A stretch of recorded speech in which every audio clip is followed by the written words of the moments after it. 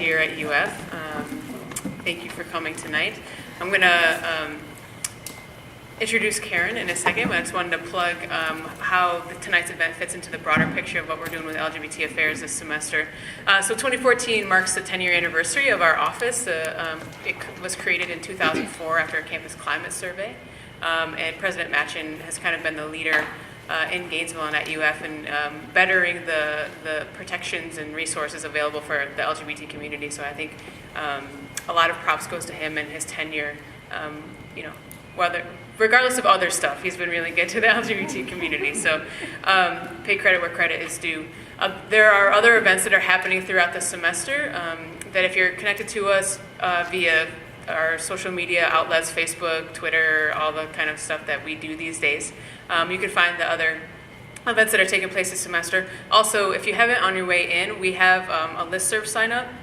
I send out a newsletter, kind of a digest of LGBT things that happen in the area every Monday. I won't spam your inboxes too much, I promise. But if you share your email address with us, we can keep you connected to what we do and all the things that Gainesville and UF has to offer around issues of gender and sexuality. And you can hear more about some of the events that are going to happen throughout the semester. So Dr. Karen Graves is a professor and chair of the Department of Education at Denison University, which is in Ohio for folks that don't know. She began her career as a mathematics teacher at Effingham, did I say it right? Sweet. High School, which is in Illinois, for those that didn't know. Professor Graves teaches courses in history and philosophy of education, queer studies, and educational policy.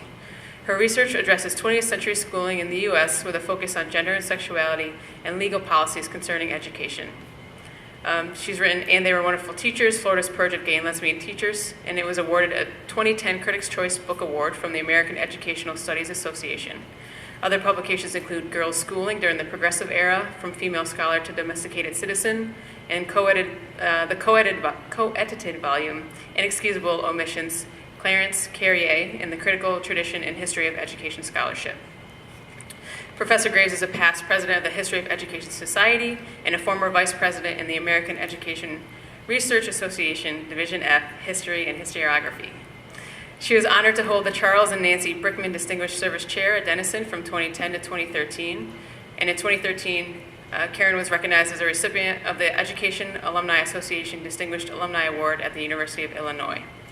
For folks that don't know Jess Clausen, Jess is a PhD student here at the University of Florida, but she is actually up at Denison teaching Karen's classes while she is in sabbatical, and we've been corresponding about her time up there, and she wanted to share some thoughts about Karen and her work, and of the many that she shared, I just wanted to, I thought it was poignant to share her last point. She said, her work at Denison, I haven't been here long, but I can already tell what a difference she has made at Denison in her 21 years here.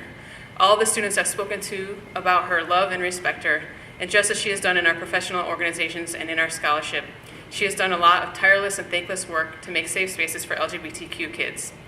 In many of our conversations, I have seen her prioritize the welfare of the students in general, and the queer students in particular when considering issues of campus safety. She is among the people who brought the queer studies concentration to Denison, which not only helps legitimize a field of study, but also gives a lot of students an academic home they might not otherwise have. I'm sure I don't have to explain to you how important it is for kids to see themselves reflected in the curriculum. So overall, I'd have to say that she's been ridiculously important to the field and to her home university, and I don't think she always realizes the scope of what she's accomplished. She's told Jess a little bit more about her upcoming work too, and she says it's very exciting. So things to look out for. It's been a pleasure to spend a couple of days with Karen, and we'll turn the mic over to her. So please help me welcome Professor Karen Graves.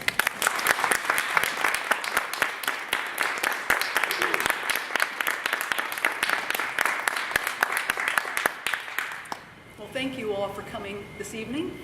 I want to thank LB for the invitation to join in this commemoration of the 10th anniversary of LGBT affairs at the University of Florida.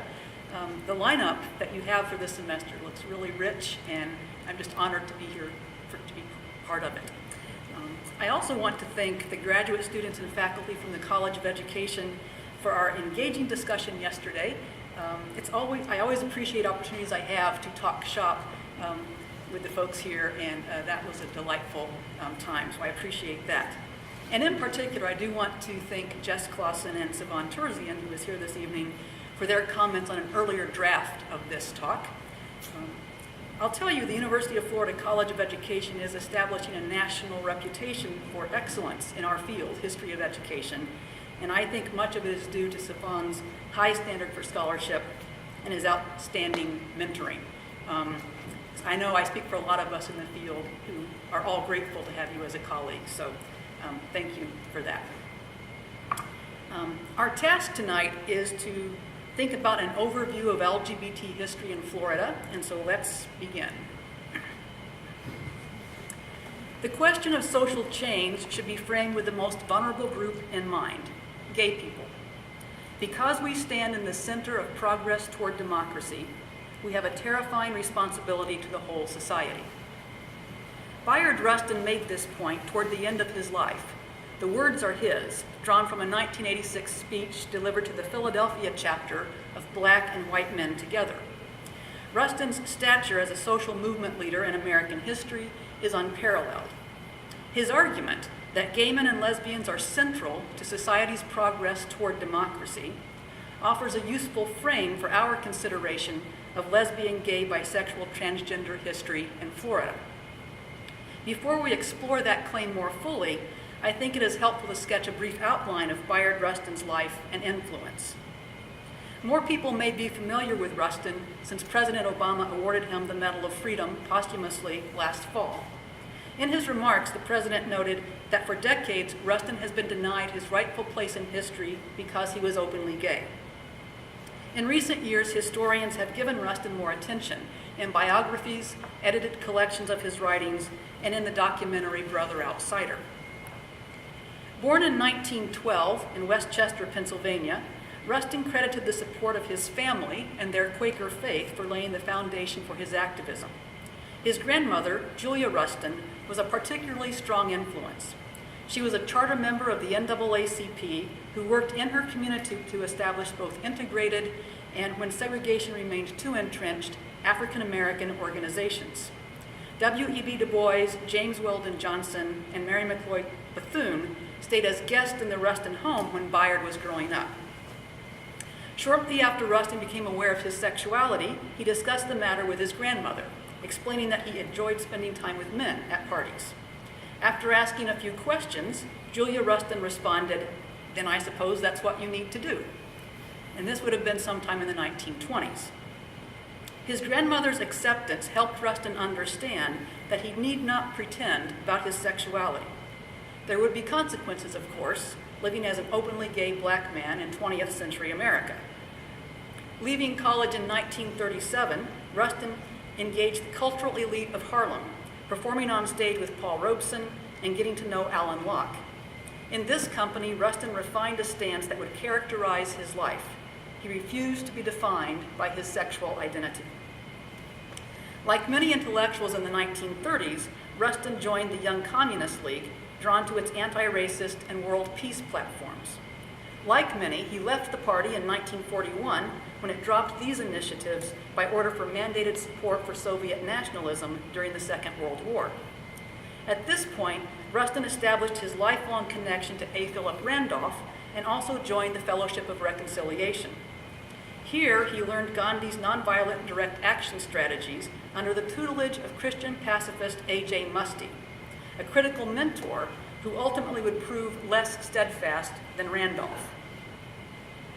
In 1943, Rustin served a 3-year term in federal prison for his refusal to comply with the Selective Service Act. By the end of the decade, he was an internationally recognized pacifist, traveling to India, Ghana, and Nigeria, and later to Europe and North Africa to protest nuclear warfare. In the United States, Rustin led the journey of reconciliation through the Upper South under the auspices of the Congress of Racial Equality. Testing interstate desegregation laws well in advance of the better-known Freedom Rides, Rustin was arrested and served 30 days on a chain gang. In a 1953 fundraising tour, Rustin addressed the American Association of University Women in Pasadena, California. Later that evening, he was arrested for lewd conduct and ended up serving 60 days in the county jail. But by this time, homosexuality had become a major theme in Cold War rhetoric, and officials at the federal, state, and local levels intensified efforts to oppress gay and lesbian citizens. Tactics included surveillance, invasion of privacy, police harassment, physical violence, and public exposure. A repressive backlash whipped through the country in cities that had become relatively tolerant of emerging gay and lesbian subculture. Throughout the 1950s, police raided public spaces such as bars, beaches, and parks in pursuit of homosexuals. So this arrest was different for Rustin. It was not linked to a cause he was leading, and it brought a new sense of vulnerability. The incident broke his relationship with Musty, and Rustin resigned from the Fellowship of Reconciliation. A. Philip Randolph, however, understood that Rustin's political genius was critical to the success of the civil rights movement. Randolph dismissed objections of the NAACP and sent Rustin to Montgomery in 1956 to teach the principles of nonviolent direct action and advised Dr. Martin Luther King Jr. and his colleagues in the Southern Christian Leadership Conference. Randolph stood by Rustin when he was eventually forced out of the SCLC and insisted that Rustin direct the 1963 March on Washington. As Congressman John Lewis later recalled, this was going to be a massively complex undertaking, and there was no one more able to pull it together than Bayard Rustin. Randolph's unequivocal support for Rustin in response to the invective Strom Thurmond unleashed in the U.S. Senate days before the march is worth repeating. Randolph affirmed, "I am sure I speak for the combined Negro leadership in voicing complete confidence in Bayard Rustin's character, integrity, and extraordinary ability. 22 arrests in the fight for civil rights attest, in my mind, to Mr. Rustin's dedication to high human ideals. That Mr. Rustin was on one occasion arrested in another connection has long been a matter of public record. There are those who contend that this incident voids or overwhelms Mr. Rustin's ongoing contribution to the struggle for human rights. I hold otherwise." Although there is much more to know about Bayard Rustin's life, his strategic turn in the 1960s, his global focus on refugees and free elections, Randolph's observation is what I want to underscore as we move to an examination of Rustin's claim that gay people stand in the center of progress toward democracy. Bayard Rustin's commitment to social justice was extraordinary, both in terms of its broad sweep and regarding his discerning perception. Although Rustin had not hidden his sexual orientation, and it was in fact widely acknowledged among his colleagues, he pointedly embraced coming out as a strategy for fighting anti-gay prejudice in the 1980s. The gay liberation movement had disrupted the political landscape, opening up new possibilities for action. Understanding the potential of the moment, Rustin advised every person who is gay to prove to the world that he cares about his own freedom. People will never fight for your freedom, he advised, if you have not given evidence that you are prepared to fight for it yourself. In a 1986 talk to a gay student group at the University of Pennsylvania, Rustin claimed our struggle, the gay rights struggle, as the central struggle of our time, the central struggle for democracy, and the central struggle for human rights. Hear this point: the marginalized group, the peripheral group, the most despised group had to be the catalyst toward democracy. Rustin did not mean that LGBT people were the only minority group to occupy this position. His argument was more theoretical than that. Context mattered. But when Rustin surveyed the gay rights revolution of the last few decades, he saw that LGBT people were fighting for the same rights as others whose humanity had been disregarded. He asserted the right to live in dignity, the right to resist arbitrary behavior on the part of authorities, the right essentially to be oneself in every respect, and the right to be protected under law. Put another way, Rustin identified gay people as the litmus paper or social barometer for social change. He said, if you want to know whether today people believe in democracy, if you want to know whether they are human rights activists, the question to ask is, what about gay people? So, what about gay people? Although historians understand that the 20th century gay rights movement was well underway by 1969, the Stonewall Uprising nevertheless stands as a critical watershed. Rustin used it as his reference point in connecting the gay rights movement to other human rights protests. As Warren Blumenfeld and others have observed, young people have been on the front lines throughout the long history of progressive social change. Whether working through groups such as the Gay Liberation Front, Gay Activist Alliance, Radical Lesbians, or Street Transvestite Action Revolutionaries, or on college campuses, young people generated much of the powerful action that moved LGBT people to the center of Rustin's political philosophy. Given this fact, education history is an important vehicle for studying the broader field of LGBTQ history. And Florida, as I'm pretty sure you know, has played a critical role in this history. I'm taking a broad sweep this evening, laying out a good deal of context that I hope will be useful as you reflect upon the 10-year anniversary of LGBT affairs at the University of Florida. To begin, it is important to note that intolerance for LGBT people is a relatively recent phenomenon, emerging in the mid-20th century. Before 19th century sexologists, writers, and artists drew attention to same-sex behavior and posited new ideas about identity based on sexual orientation, school officials were concerned with the gender identity of teachers and the gender lessons they taught students. The groundbreaking education research that analyzes the ways in which normative expectations regarding gender and sexual orientation have shifted over time is Jackie Blunt's book, Fit to Teach: Same-Sex Desire, Gender, and Schoolwork in the 20th Century. In the opening pages, she explains the value of historical research to this field by examining how current conditions have developed in specific historical context. Our conditions are open to question and critical analysis. Blunt shows how scholarly literature, as well as elements in popular culture, contributed to the slowly developing backlash against teachers who suddenly found themselves beyond the pale of professional expectations as social sands shifted beneath their feet. She draws from sources as diverse as the jolly old game of Old Maid, introduced around 1900, and G. Stanley Hall's 1904 volume on adolescence, in which the celebrated child psychologist described single women as a deviant third sex.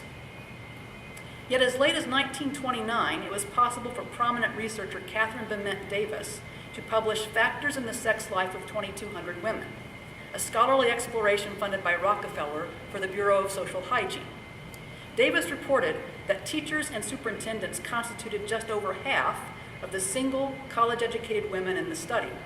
Among these educators, 22% reported experiencing intense emotional relations with women, and another 25% reported experiencing intense sexual relations with women. Davis's study marked the end of a period when candid discussions of one's natural sexual expression was possible, however.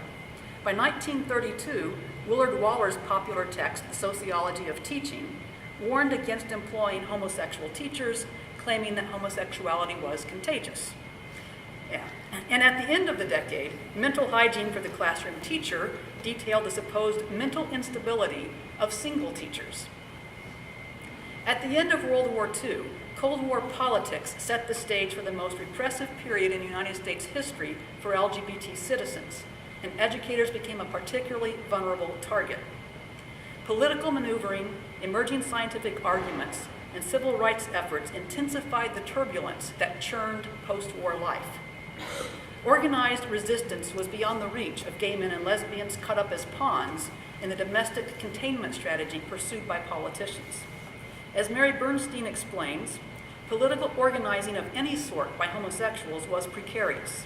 Activists risked loss of jobs or homes, attack on the street, and of course, imprisonment. Beyond seeking toleration from professionals, coalition building and expressive political action were out of the question. Mere survival ruled the day. The defining, shameful legacy of this period in education history was the widespread purge of gay and lesbian teachers, professors, and students. The most relentless attack occurred in Florida during the Johns Committee investigations. The history of the Florida Legislative Investigation Committee is complex. Various aspects enhance our understanding of the Cold War, the Civil Rights Movement, gay and lesbian history, and education history. Those who have studied this history owe a debt to early work by Bonnie Stark, who relied upon news accounts, court cases, and legislative reports to construct her analysis of the committee. and to James Schnurr, who pressed the State Archives of Florida to open the committee files to the public in the early 1990s. And I believe he spoke here about 10 years ago in an earlier event connected to LGBT affairs. Recent publications include Stacy Brockman's comprehensive history, Communist and Perverts Under the Palms, Judith Poucher's newly released book, State of Defiance, and my history of the committee's purge of gay and lesbian educators, and They Were Wonderful Teachers. Two excellent documentaries, which I think you watched last month, examine the impact of the Johns Committee on Florida universities, Behind Closed Doors, produced by Allison Betke and Scott Litvak, and The Committee, produced by Lisa Mills and Robert Casanello.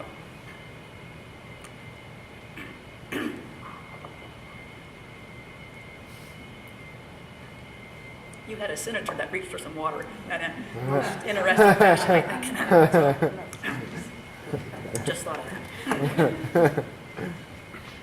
Those of you familiar with the Johns Committee know it was established in 1956 in the wake of the Brown v. Board of Education Supreme Court decisions. The Committee of State Representatives and Senators intended to stall desegregation by investigating the NAACP. The first hearings involved an ongoing desegregation case here at the University of Florida Law School. Over the course of the next 2 years, the committee also investigated a bus boycott in Tallahassee and school desegregation in Miami. The Johns Committee hit a significant roadblock when it demanded access to NAACP membership records in an effort to expose communist influence in the civil rights organization. The maneuver tied the committee up in courts until 1963, when the U.S. Supreme Court sided with the NAACP. In the meantime, the Johns Committee turned its attention again to the University of Florida. Its 1958 investigation of homosexuality on campus sparked a brutal period of undercover activity, fueling the committee's claim that homosexuality was spreading throughout state educational institutions. In the years that followed, scores of teachers, professors, and students were fired or expelled on the basis of assumptions concerning their sexuality. Along the way, the Johns Committee took up new lines of investigation. The committee collaborated with the Florida Children's Commission to root out obscenity, pornography, and homosexuality. It took aim at these issues along with communism and general teaching practices at the University of South Florida in a 1962 investigation. It kept an eye on civil rights demonstrations in St. Augustine and Gainesville, and gathered information on peace activists who protested the proliferation of nuclear weapons. In 1964, the Johns Committee miscalculated the impact of its release of homosexuality and citizenship in Florida. There's a copy of this, I understand, in your office. You can also see this online. Better to hold it in your hands, those older texts like that. This was a report that offended many citizens. The booklet included crude photographs, a glossary of sexual terms defined in raw language, and an unsophisticated analysis of the so-called homosexual problem. The ruckus garnered national attention and prompted a Florida state's attorney to threaten legal action against the Johns Committee for producing such obscene and pornographic material. During the 1965 session of the legislature, no attempt was made to extend the committee's charter, and its 9-year assault on civil liberties came to an end. Politically humiliated, the Johns Committee was not so much defeated, however. As Brockman shows, the ideology that powered the committee's crusade simply went underground. Its 1977 reprisal in Miami pushed Florida to the center of the national spotlight on the gay rights movement. Usually the people I speak with about LGBT history haven't heard about the Johns Committee. Almost always, they know about Anita Bryant's campaign against the Miami Gay Rights Ordinance. And for good reason. It was a dramatic collision between two ascendant political movements. Anti-gay prejudices were beginning to fall in the 1970s, perhaps the most significant being the American Psychiatric Association's declassification of homosexuality as a mental disorder. The U.S. Civil Service Commission and a handful of corporations lifted job restrictions, and by 1977, 40 cities and counties across the nation passed anti-discrimination laws. This was often accomplished quietly, as local units of government revised ordinances to align them with federal law. Activists took the opportunity to include sexual orientation. The 26th Amendment also played a role, as 18-year-olds constituted a new part of the electorate in 1972. college towns such as Ann Arbor, Austin, Chapel Hill, Iowa City, and Morgantown joined larger cities in amending public employment non-discrimination laws. The progress, however, was location-dependent and tenuous, especially for teachers. Although Florida rescinded its crime against nature law in 1974, 32 states still maintained sodomy laws at the end of the decade. Such laws meant that gay and lesbian educators would lose their professional credentials if prosecuted, since criminals cannot hold teaching licenses. Although a few teachers challenged dismissals in court cases that ultimately advanced civil rights protections for sexual minorities, they nevertheless lost their jobs in the process. And as communications scholar Fred Fegis argues, even the relatively tolerant treatment of homosexuality that began to surface in the mainstream media is best viewed cautiously. Opinion polls throughout the decade support the notion that values change slowly, trailing the cultural edge. Fegis cites a 1973 Harris poll in which only 1% of women and 3% of men said they would find it acceptable for their children to be homosexual. Half of the respondents in a 1974 poll thought homosexuals should not be allowed to teach at the college level. And a 1977 Gallup poll found that 65% of those surveyed objected to homosexuals teaching elementary school. In the southern states, only Howard County, Maryland, Chapel Hill, North Carolina, and Austin, Texas had adopted laws to protect gay and lesbian citizens from discrimination before the Miami-Dade County Metropolitan Commission passed its ordinance in January 1977. Newly elected Commissioner Ruth Shack introduced the measure that prohibited discrimination in employment, housing, and public accommodations. Shack later explained her rationale for backing the ordinance, saying, "Human rights are not gifts to be distributed to those who meet our approval and withheld from those with whom we disagree." The majority of Dade County citizens, it turned out, were not so civic-minded. Analysts have traced the point of origin for the ultimate defeat of the ordinance to the fact that the law did not exempt religious institutions, particularly schools, from discriminatory hiring practices. Although the commissioner used boilerplate language that had passed muster in other jurisdictions, they failed to account for the reception of such a law in South Florida. The unanimous passage of the first reading of the ordinance quickly garnered the attention of religious leaders, including Archbishop Coleman Francis Carroll and Anita Bryant's pastor, Reverend William Chapman. While the Catholic Archbishop had taken a prominent stance in favor of desegregation, on many other issues he shared the conservative perspective of his Protestant colleague. Both men regarded their schools as important ideological training grounds.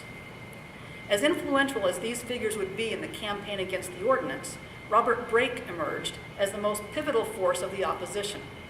Although he once belonged to the ACLU and the NAACP, Brake ended up a committed conservative activist. In the context of local politics in South Florida, this put him on the side of those who regarded the county commission as a liberal, elite, centralized form of government, and he kept a close eye on its activities. Having served on the committee for one term himself, he knew that passage of the ordinance at the January meeting was quite certain. Brake also knew that the most effective way to stop the measure was through public referendum. And to do that, the opposition needed a media magnet. Anita Bryant hit her marks in the Miami-Dade campaign like the consummate entertainer she was. The former Miss Oklahoma had been pitching orange juice for the Florida Citrus Commission since 1968, and her career as a pop inspirational singer stretched back 2 decades. Evidence suggests Bryant was sincere in her efforts to confront what she called the threat of militant homosexuality, but she was cognizant enough to frame her argument to fit different audiences, retreating from more incendiary comments when she spoke outside her circle of fundamentalist supporters. The strategy for Bryant's group to overturn the non-discrimination ordinance can be summed up quite simply. They trumpeted the myth that homosexuals posed a threat to children and were not deserving of so-called special privileges, like employment. In particular, the issue turned on the specter of the homosexual school teacher, as envisioned by Anita Bryant. For her, the attempt to label this a civil rights issue was nothing but camouflage. She argued it is simply not true that all human beings have the same rights. Bryant calculated that many citizens would vote for repeal because, as she said, they felt uneasy at the prospect of an avowed homosexual becoming a role model for their children. In an insightful analysis of the Dade County referendum that appeared in Ms. Magazine, Lindsay Van Gelder reported that the tactical brutality exhibited by Bryant's Save Our Children organization went underreported in the national press. SOC's press kit, for example, contained a paper entitled Why Certain Sexual Deviations Are Punishable by Death. And shortly before the June 7th vote, Bryant appeared with the Reverend Jerry Falwell at the Miami Beach Convention Center. Falwell took the stage to declare, so-called gay folks would just as soon kill you as look at you. The coalition that had encouraged the county commission to adopt the non-discrimination ordinance found itself on the defensive and brought in seasoned gay rights activists to oversee the campaign. With only a few months to work, the team decided to emphasize the human rights angle of the ordinance rather than focus on gay rights specifically. They pointed out that the last time the South had witnessed a Save Our Children campaign, it was led by segregationists resisting Brown v. Board of Education mandates. The Coalition for Human Rights counted on a strategy of getting liberal voters to the polls and responded to the outrageous claims of their opponents only at the last hour. Typical of this phase of the gay rights movement, sexism jammed the works further as men dominated activism in South Florida. Lesbians were shut out of leadership positions, and women who protested the misogynist excesses that emerged as Bryant became more of a threat were ridiculed. National figures such as Jean O'Leary and Rita Mae Brown were offered only minor assignments. In addition, lesbian feminists were frustrated that the timing of the referendum paralleled Florida's vote on the Equal Rights Amendment, just when it was poised to become the first Southern state to ratify the amendment. Conservative forces tied the ERA to gay marriage and child adoption, and the measure was defeated in the Florida Senate by 2 votes, and ultimately in the country.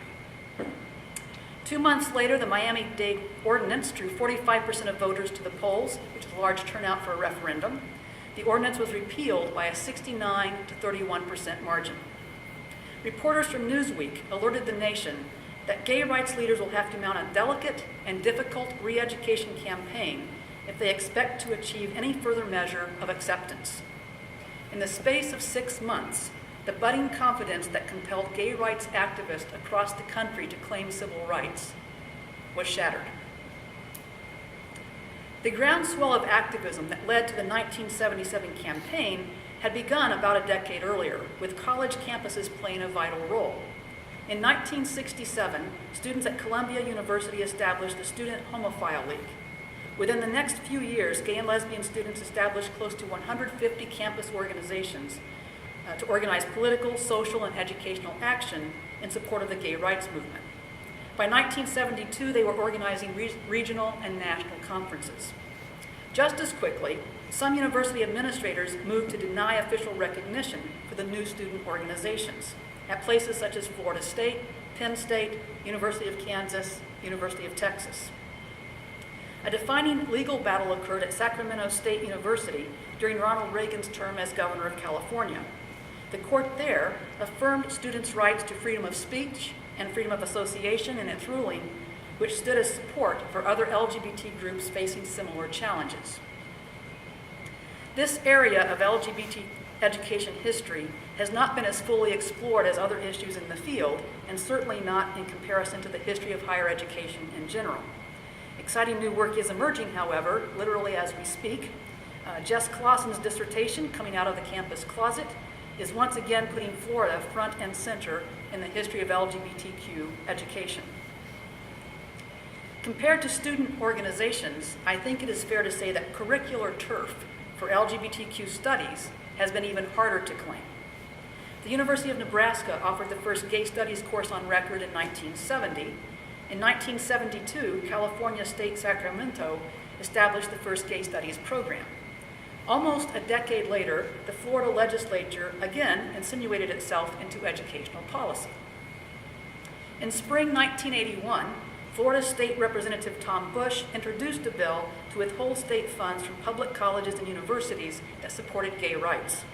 His intent was to drain resources for gay student organizations and curtail curricular development. Going beyond the parameters of the bill, Bush stated, "I absolutely believe no university professor should condone homosexuality, and I would do everything in my power to see that those professors are fired." It most certainly would have been difficult to promote lesbian and gay studies in such a climate. Evidently, a series of courses at a student-run free university at Florida State triggered Bush's proposal. His administrative assistant referred to courses on homosexuality in the U.S. as explorations of sexual lifestyles that Florida citizens should not support. Bush himself was not as restrained in his public commentary. In response to Phil Donahue's question regarding gay students' influence on campus, Bush infamously replied, "If you lie with dogs long enough, you're bound to get fleas." When Bush couldn't get his bill out of committee, State Senator Alan Trask tacked the measure on to the 1981-82 state budget. This was in violation of state law that prohibited substantive measures from being attached to appropriation bills. But the legislature passed it, and Governor Bob Graham had little choice but to sign the measure before the fiscal year began in July. Protests to the bill heated up as universities geared up for the fall semester, most prominently at Florida State and the University of South Florida, although student governments here and at Florida Atlantic University also passed resolutions against the bill. A most clever challenge came from USF students who filed an application to establish a campus organization, this one to promote sexual relations among singles. They named their group Sigma Epsilon Chi, which, as the Miami Herald helpfully pointed out, is represented by the Greek letters for S, E, and X. Although Representative Bush made it clear that his bill was targeted specifically at homosexual groups, in reality the legislation encompassed a wider swath of the sex liberation movement. The entire episode underscores John D'Amelio's observation that gay liberation was not for gays only. In September, Florida Education Commissioner Ralph Turlington filed suit against the amendment, characterizing the bill as excess baggage in the state budget. The State Department of Education challenged the bill on 3 counts regarding violations of free speech, free association, and the right to privacy. Senator Trask responded to Turlington's action by mobilizing a church-focused mail campaign against the former Baptist deacon, saying that the commissioner had joined forces with gay rights groups. Leon County Circuit Judge John Rudd upheld the legislation, but the Florida Supreme Court eventually overturned the bill, citing violation of that law that restricts substantive measures being attached to appropriation bills. When students on your campus formed the University of Florida Lesbian and Gay Society, they faced a level of hostility not unlike that encountered by other student organizations across the country. Frustrated with a seesaw battle to maintain office space on campus, some students formed the Gay and Lesbian Student Union, an off-campus organization. In 1989, Deans Irene Stevens and Phyllis Meek formed a planning committee to explore ways to counter bigotry and homophobia on campus. Dr. James Scott provided funding for the Committee on Sexism and Homophobia that resulted from these efforts. In addition to critical educational activities, the committee established a group for allies and turned its attention to the grinding work of institutional change. People sometimes forget the stamina and skill required in plowing ground for anti-discrimination policies, job security, partner benefits, and equal housing opportunities. But we can't afford to overlook the significance of this work. In 1990, the committee proposed establishing a provost advisory group to maintain institutional awareness of gay, lesbian, bisexual concerns. That committee was appointed 2 years later. In the meantime, the Gay and Lesbian Student Union returned to campus and new groups emerged. Friends, the Gator Gay Straight Alliance, and Rainbow Alliance, a faculty and staff organization, all worked to shore up the committee's research, educational, and advocacy efforts. The Concerns Committee conducted 2 campus climate surveys in 1993 and 2002, leveraging the findings to push for anti-discrimination policies. The university's Senate voted to add sexual orientation to the university's anti-discrimination policy in 2000, and the Board of Trustees followed through on this action in 2003. One wonders how much weight Andrea Zimbardi's lawsuit against the University of Florida Athletic Association carried in convincing the board to amend the university's policy. Zimbardi, from Ohio, a walk-on who became the best fielding catcher in Gators softball history, charged that coaches kicked her off the team in spring 2003 because of her sexual orientation. Attorneys from the National Center for Lesbian Rights won a settlement in which the university agreed to provide diversity training for coaches, athletic directors, and staff.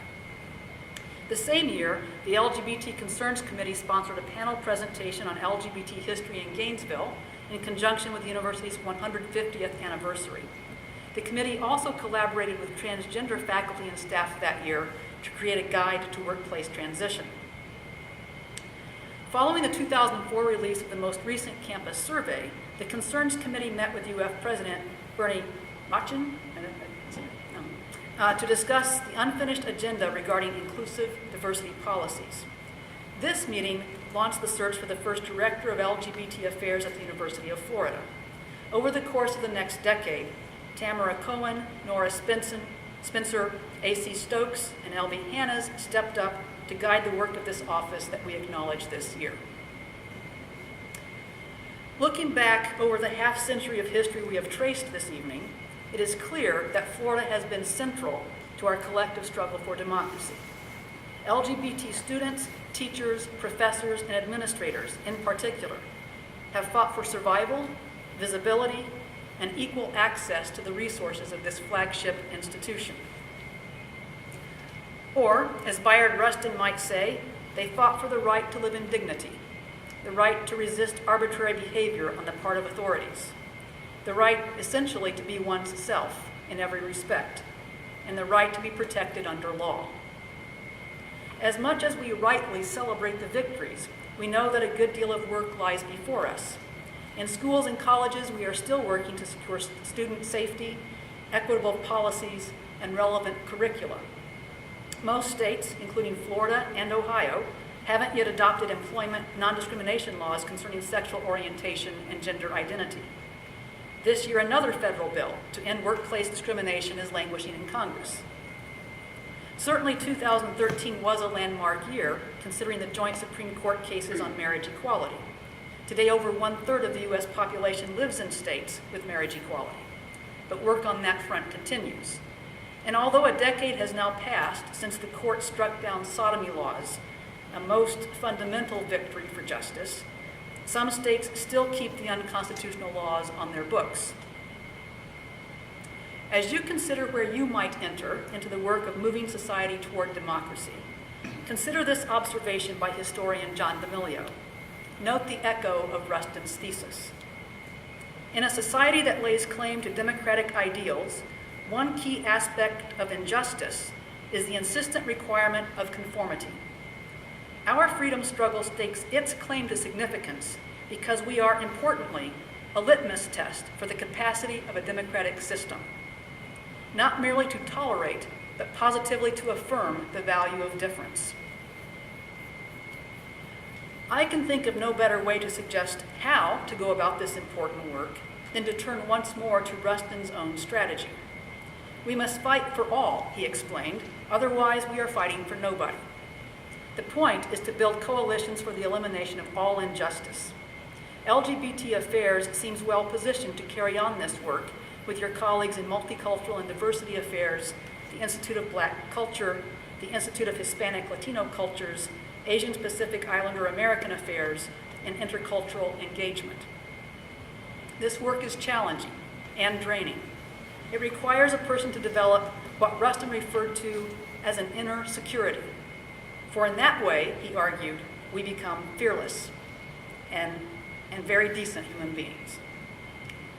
I believe primary schools and secondary schools and colleges and universities all have a hand in helping students claim that kind of education, to nurture that inner security to become fearless. Those of us who work and study in educational institutions need to respect the identities and honor the dignity of our students and colleagues. We need to learn how to engage in robust and honest dialogue.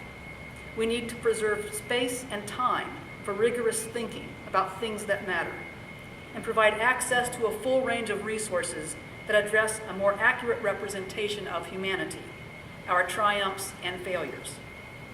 As one of my students wrote last semester, the purpose of education in the 21st century should be assisting people in seeking out our personal identities, our sense of ourselves in the context of our sense of what it means to be human. College should be the profound study of us, broadly construed. Finally, you'll recall that Rustin connected our position in the center of progress toward democracy to a responsibility. It calls upon us to work to improve economic and social conditions, to address limitations in our legal structure, to embrace what he called the way of reconciliation. As Rustin put it in 1987, if you can get enough law and you can get an economic structure, then you can get people to live together in harmony, to go to school together. And then they'll cooperate in the workforce. Then there is a deep learning process in which new stimuli will create new responses. Do you think it won't happen? Aspects of LGBT history suggest otherwise, according to Professor D'Amelio, the most prominent gay historian of our time. He writes, "When I listen to the undergraduates, I hear something very different. However much my queer students may be struggling with their emerging identities, and they do still struggle, and however uninformed about gay life my heterosexual students may be, all of them begin with the assumption that gays and lesbians are very much a part of the world in which they are reaching maturity. It's a starting point much to be preferred to the conditions that prevailed a generation ago. It offers more openings for dialogue, more possibilities for continuing change, more hope for the future. Congratulations on the work you have done in LGBT affairs at the University of Florida, and won't you please carry on?"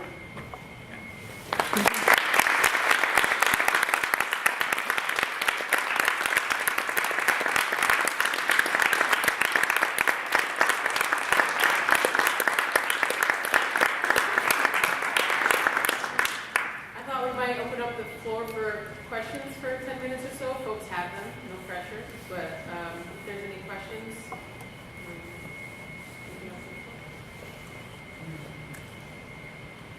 I have a question. Hi, I'm Jen. Sorry to be late. So one of the things that has been concerning me about this progress that you eloquently put forward, and we do want to certainly continue, is how we are pushed information, and how, not in terms of whether it be social media, whether it be the way we gain information, it's being pushed at us by where we choose to look at information, like the internet, and I'm intelligent enough to know that.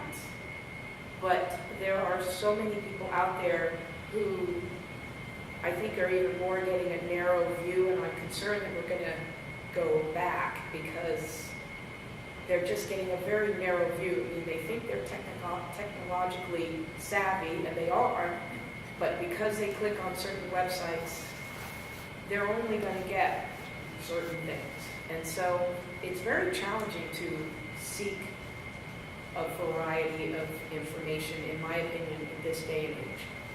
And how is that going to impact going forward? I think you're right that that's a real.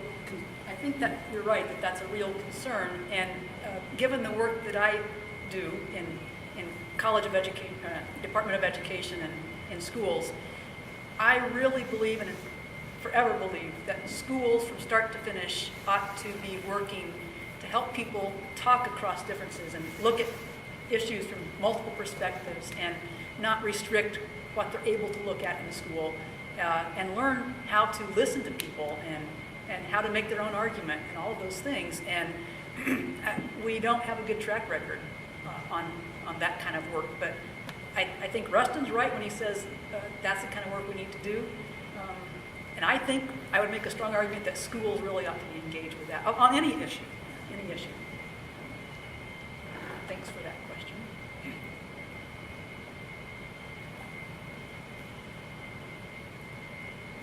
Yes. Change the name of our student union, Oh, which is the Rights Union. yes. Yeah, that's an irony. That's what I'm saying, and I just went up to the first floor there to look at the case of information and so forth.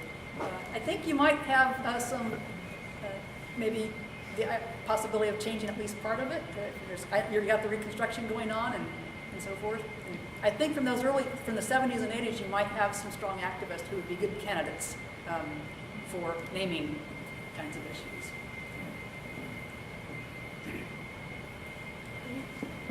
You've chosen to concentrate on the Johns Committee in Florida, is saying that in many ways it's kind of emblematic or it's symbolic.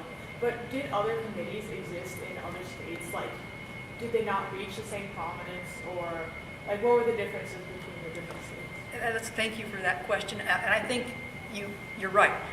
In the Cold War period, these investigative committees, usually prompted by trying to resist desegregation, popped up all over the place. And then you've got the whole McCarthy era with committees like this stretching across the country, from Washington, D.C. and Congress to Washington State. And so that's one thing. They were not at all unusual in that the fact that they had an investigative committee in that period. Nor was it unusual in the mid-century for lesbian and gay teachers or professors to be fired if that information about them surfaced in some way, and people, that was the result. And we know of lots of cases about that. A difference with the Johns Committee was, I think in most other cases, it was a matter of if this came to light, then people had to deal with it. And if it was a teacher that the board liked or the community liked, they would often let the person, that would just move along but keep their credentials. The Johns Committee actively sought to find people.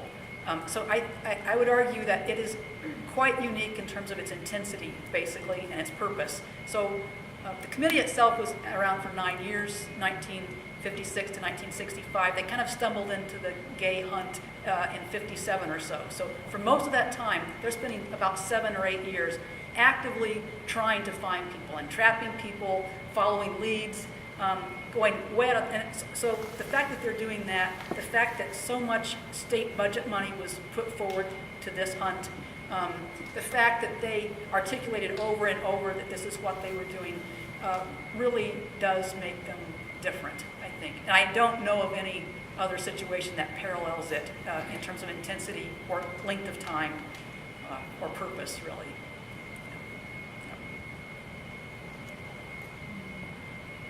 How many of you knew about the Johns Committee already? Wow, good, okay. I just kind of like to ask people that when I go places.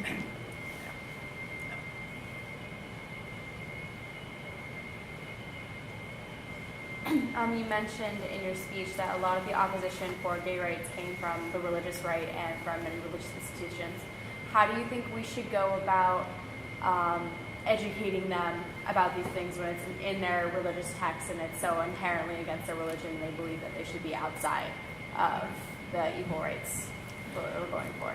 Well, one thing I think that's really important to recognize is for the last number of years, it's important to recognize that every single religious denomination that I'm aware of has a group within the faith that is affirming of a range of sexuality.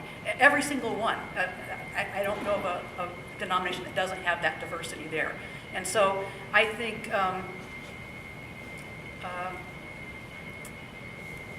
that's important to understand. And this isn't getting to your question quite yet, but the other thing about the 1970s period is both of those movements were coming together and really emerging. And what the religious right was able to do was to use gay teachers as a wedge issue. And because that was still a group that you could just go after with very little response back.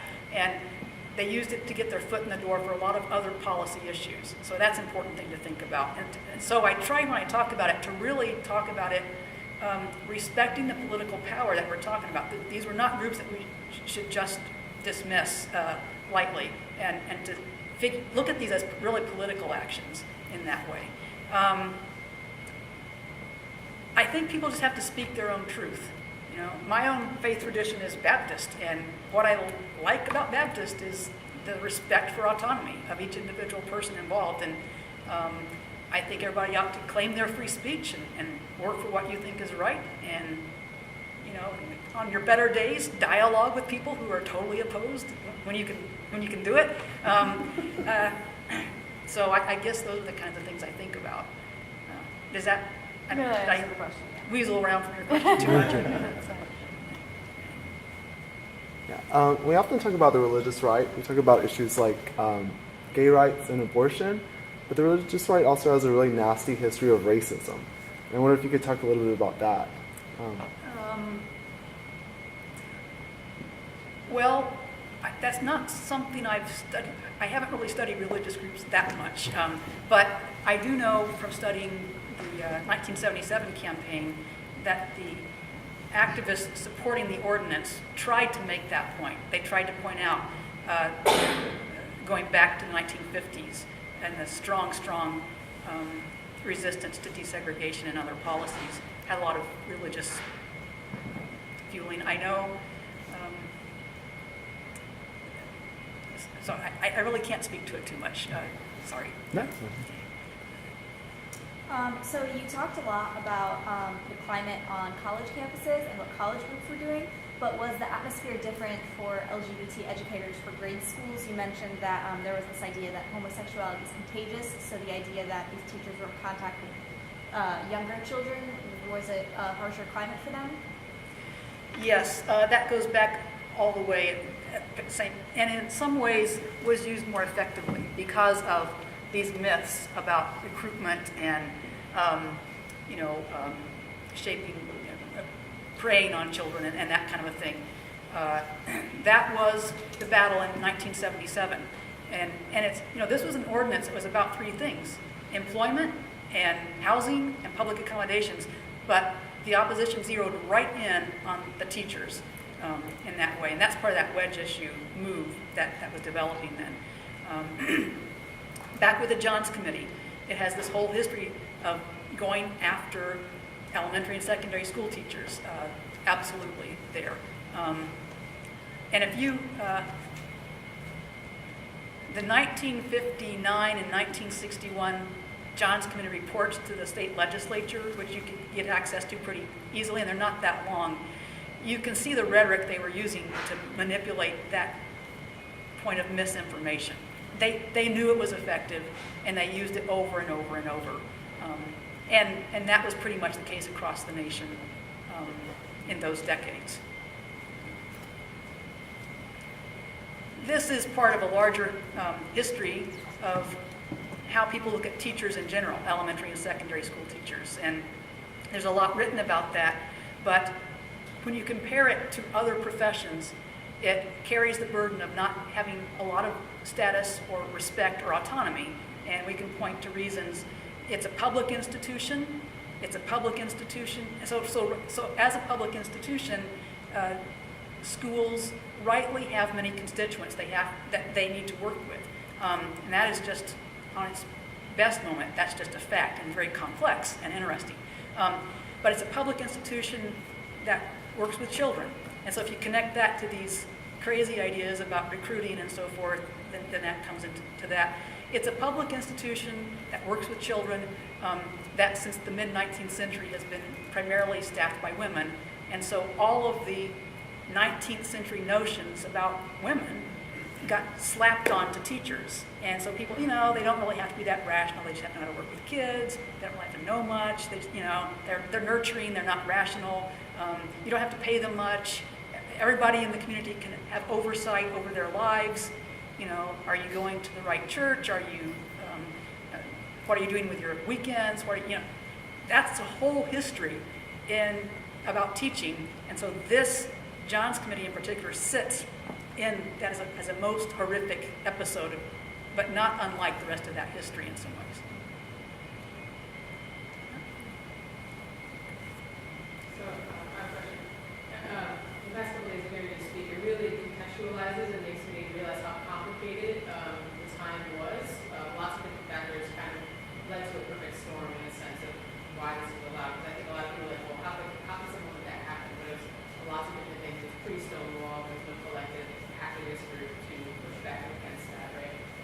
So this might be unfair because I'm asking the present question to the historian, but what do you think are some of the remnants of that we see today in teaching, or how teaching is being used as a wedge issue in current times?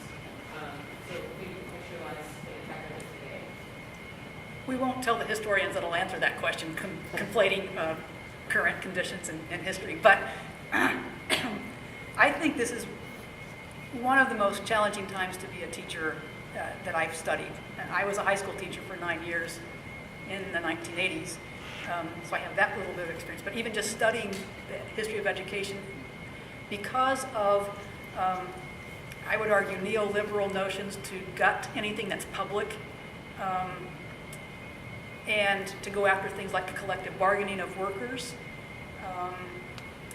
I think those are huge. And I think teachers today are being blamed for things that don't make any sense. If you look at the structure of how we, of our, 1/5 of children in this country grow up in poverty, and that makes it very, very difficult, just that fact in and of itself.